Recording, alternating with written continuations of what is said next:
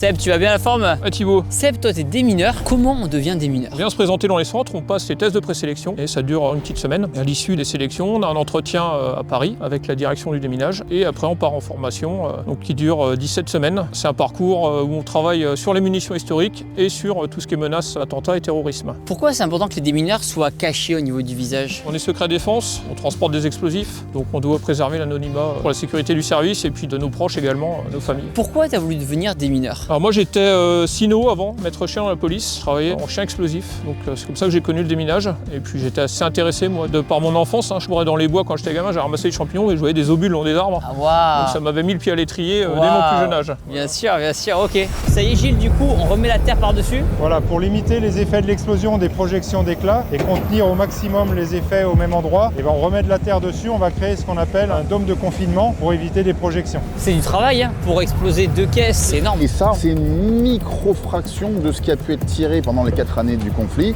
Et là, c'est 5, 6, 10 heures de boulot pour détruire 400 kilos en tout. C'est insignifiant par rapport à tout ce qui a été tiré. Et il faut vraiment mettre ça en perspective de l'abomination qu'était la Première Guerre mondiale. Tout ça, c'est de l'explos, c'est du gaz, c'est des gens dans des tranchées. Enfin, c'était une abomination et qui continue encore aujourd'hui avec le travail des démineurs.